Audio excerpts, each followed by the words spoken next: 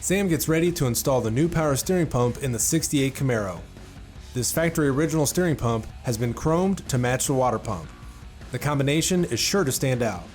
There's nothing wrong with a little extra bling under the hood. All right, I got my power steering pump fully disassembled. This time I'm going to be upgrading the power steering pump to a factory original pump, but it's going to be chromed to match the water pump. Now I removed all the factory brackets. Tuff Stuff does provide new brackets. Make sure you read the instructions because there are several steps to it and you want to make sure that the geometry of the belt is correct. I'm going to go ahead and put the new brackets on and we'll be ready to go with the new pump. Now the new pump, like I said, is a direct replacement, so I do not have to change the power steering pressure hose or the return hose. Do make sure to replace the Teflon seals that are at the pressure hose fitting.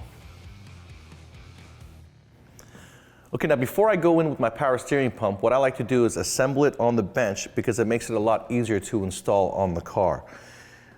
When Tuff Stuff sends us the brackets, these are powder coated, so some cases you have to drill out the powder coat in the center of these sleeves in order to get it to go smoothly over your hardware.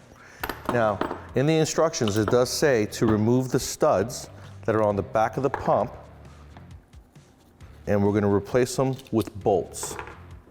Okay?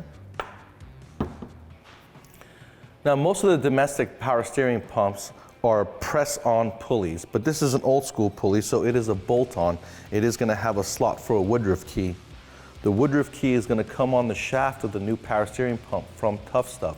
It's very important you do not lose this and that you do keep it in place, making sure that it's in the slot on the pulley before you bolt it down, because that's what's going to keep the pulley from spinning and it's going to actually create the pressure you need to have power steering pump. Now we're going to go ahead and install our power steering pump. The fitting for the pressure hose is right here. That's a compression fitting. The Teflon seal is back there. Tuff Stuff's already resealed that for us. Here's our return line. Make sure to follow the instructions, adding a flat washer there along with their spacer here. And now I'm going to go ahead, install my hoses, and I can mount my pump.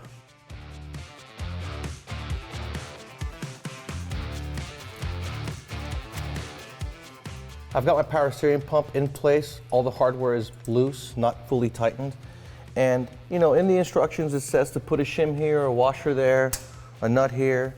But anytime you're putting an custom application on a vehicle, no matter what it is, there's going to be times where not everything jives with the instructions. So you just have to use your head. And in this case, I don't need a shim right here where it says to put a shim, because if you notice, the bracket is cocked. So to straighten that bracket, I'm going to remove my shim. So just by removing that shim, now my bracket in the back is completely straight and flat.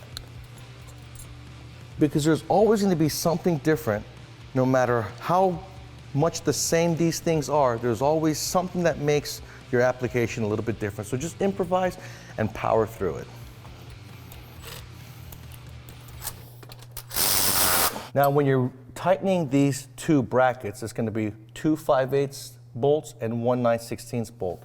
Before I completely tighten the upper 9/16 bolt, I want to make sure that the power steering pump goes through its entire adjustment travel as far as the belt goes. Now that I can go through my slot completely, I know I can tighten that bracket right there and I'm fine. Then I can go ahead and tighten the 2 5/8. Now I got a full sweep on my power steering pump. When I put the belt on, I'll have a lot of adjustability. Then I'll go back and tighten my 9/16 nut and my bolt down there, making sure that the belt doesn't slip in the future.